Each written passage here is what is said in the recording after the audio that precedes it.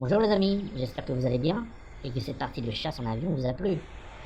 Je tiens à remercier Eric de la chaîne SVM6 qui m'a donné l'idée de la poursuite d'avions de chasse. Nous voici aujourd'hui de retour au Cap de la Hève, dans la commune de Sainte-Adresse. Derrière moi se situe le phare de Sainte-Adresse. Sa mise en fonction date de 1951 et la réalisation de ce phare, nous la devons à monsieur Henri Colboc. Il faut gravir à 161 marches pour atteindre la lanterne. Il fait depuis 2010 partie des monuments historiques. Mais j'aimerais faire un retour en arrière pour vous parler des phares antérieurs à celui-ci. Depuis l'Antiquité, l'homme cherche un moyen de prévenir les navires approchant les côtes de tous les dangers qui les guettaient. Des tours lumineuses étaient donc édifiées sur les côtes. La plus célèbre à cette époque était bien évidemment le phare d'Alexandrie. Les sirènes du port d'Alexandrie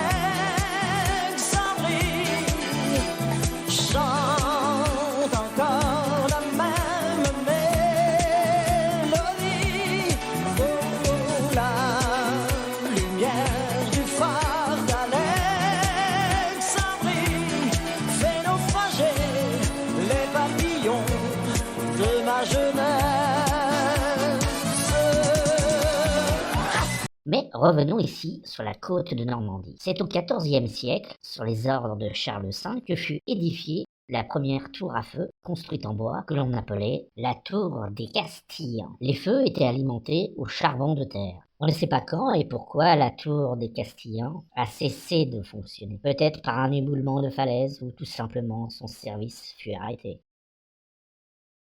Il faudra attendre 1775 pour revoir la lumière des phares sur le cap de la Hève.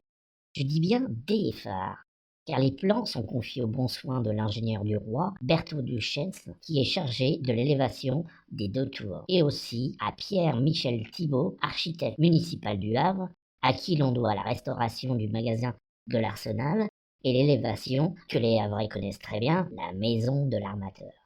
Deux phares identiques seront construits à une centaine de mètres de la falaise. Elles étaient distantes l'une de l'autre de 50 toises, environ 100 mètres, et s'élevaient de 20 mètres au-dessus du sol. Elles étaient équipées de lanternes lenticulaires à feu fixe qui pouvaient porter, en temps clair, jusqu'à 20 000. Le premier allumage a lieu le 1er novembre 1775.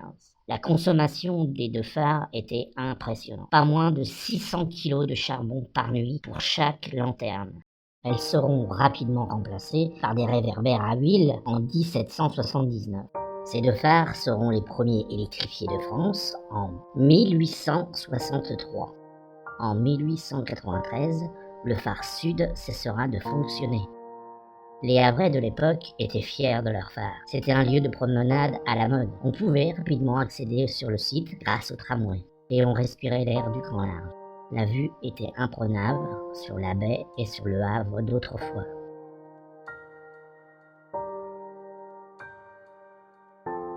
Les phares de la Hève seront détruits pendant la Seconde Guerre mondiale en 1944.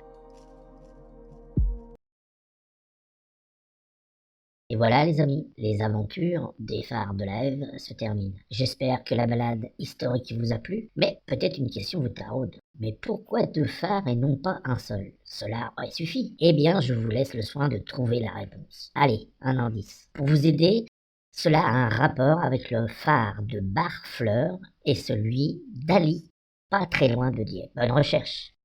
Et je vous dis à bientôt pour de nouvelles aventures. Et d'ici là, portez-vous bien.